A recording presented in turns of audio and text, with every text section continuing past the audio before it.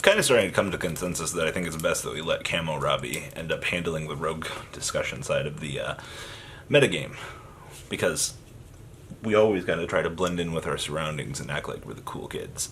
So let that be a life lesson to you. No matter how you look, no matter how you might be in life, you, yourself, are probably as good as the other person. They might not think that, you might not think that, but your worth is as good as theirs. Not sure Chinese proverb for this video. Probably not a Chinese proverb, but fucking sounded good. It's my fortune cookie said earlier today. I didn't bring it for show and tell. I'm sorry, guys. Alright, let's dig on into this discussion. It's probably going to be about Crusadia, if you haven't realized that yet or not.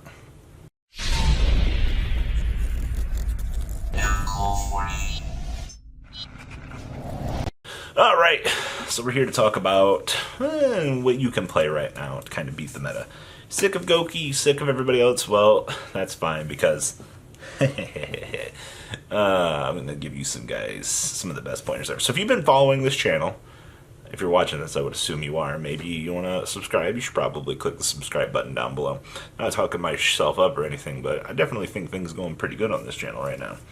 So, you want to play Crusadia. Well, I have some bad news for you. Your deck doesn't like to go first, but that's fine. If you're a masochist such as myself, you enjoy watching your opponent just get ready to wreck your day. You like Gouki players taking 10-minute turns? You just want to sit there in your own head, minding your own goddamn business until you can draw your 6th card? Crusadia is the deck for you. Just to watch your opponent get OTK'd with a shitty smile on your face, this is the perfect deck for you. If I was a fucking car salesman, I'd be buying this shit right now. Fuck my wife? Sure. Fuck my deck? Sure.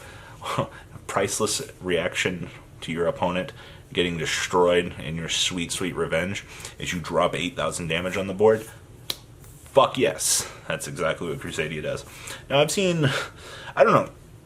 I don't really see Crusadia making these top 8 cuts, but you bet your ass that this deck has been in the top 32 of almost every single event I have seen so far.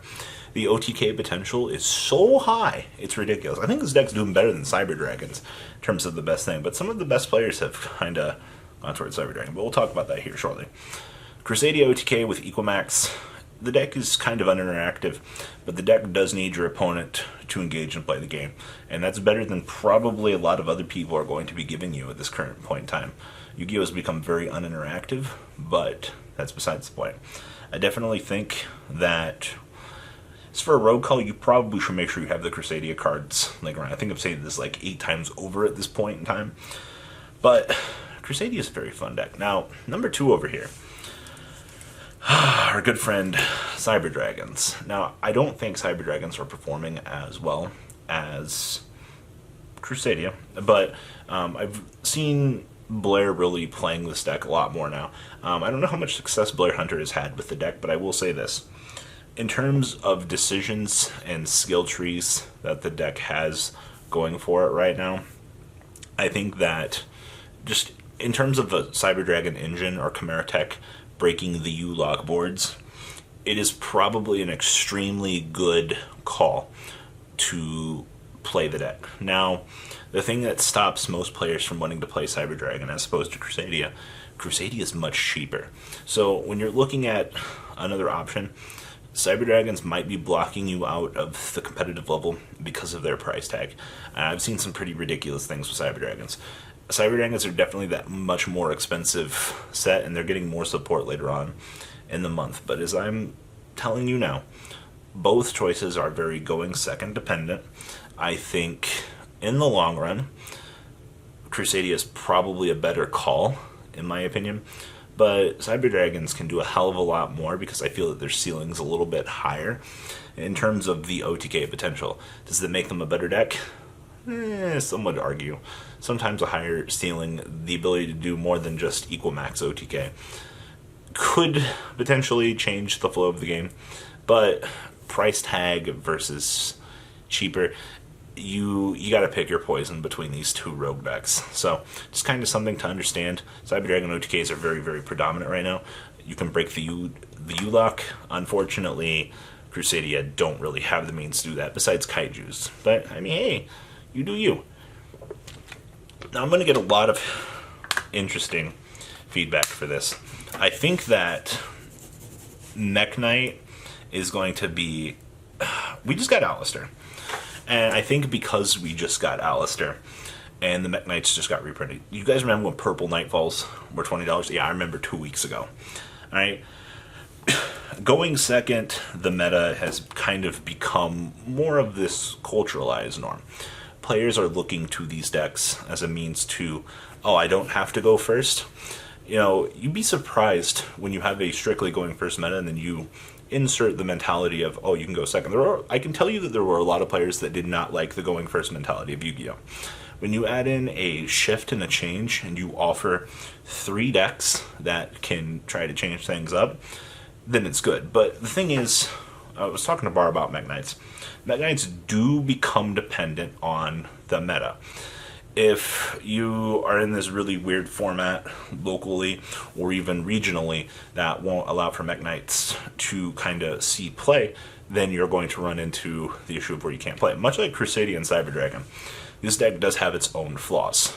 Column control, column placement are definitely things that Mech Knights do suffer from. And I think it's very important for you to understand that going second decks are not perfect. They are not the end-all be-all for the metagame. But because you do have this change, you do have this means to play other things, then variety is very, very good for you. You've kind of noticed all these decks have just been going second. So, something to very much keep in mind. Fucking pick up the Mech Knight shit so you fucking have it. It's super fucking easy. Bada bing, bada boom. You have it all, see? Wow. It's like my hands are doing crazy shit.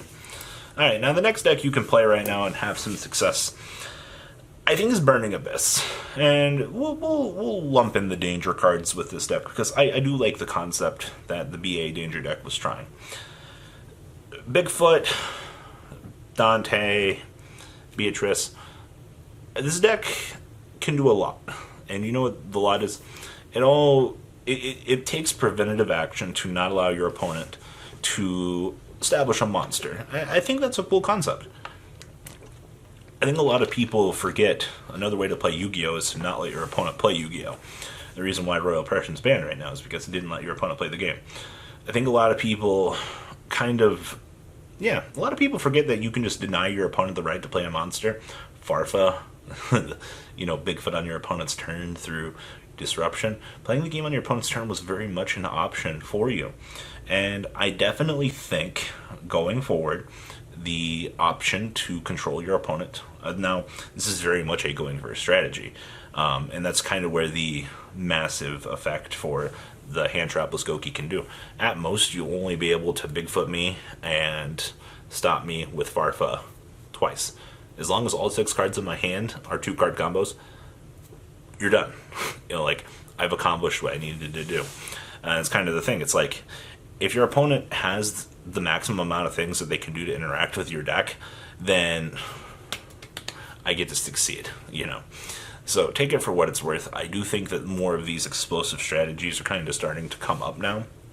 But, because hand traps are the thing, but if my hand traps are in my hand to stop you, and yeah, it's so much variance, it's not even funny. But Burning Abyss Necros, very much a strategy that you can use to stop the current meta. Very expensive.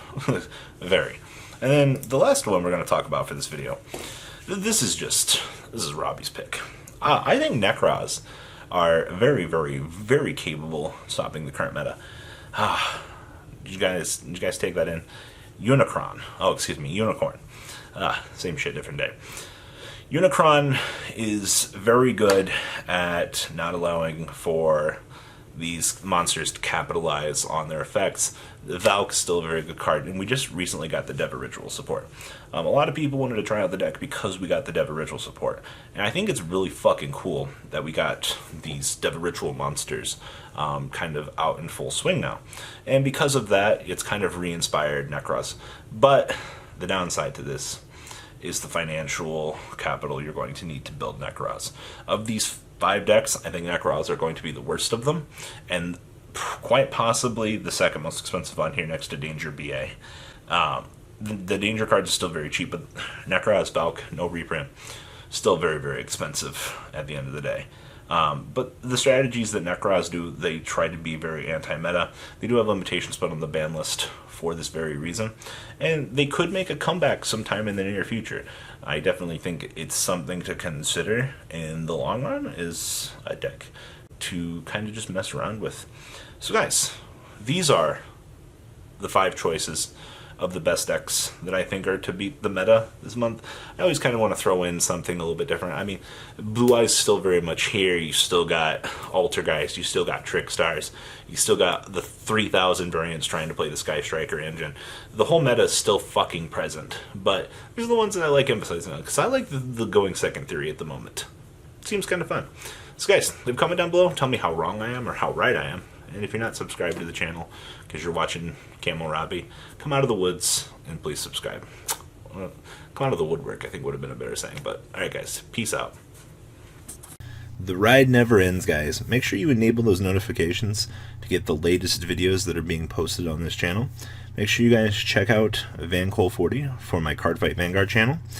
And join me and House of Champions on the Zodiac Duelist TV Twitch stream.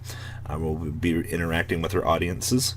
And please check out No Limit Gaming and LGTCG.com for the cheapest trading cards on the market. Thanks for watching, guys, and please have a good day.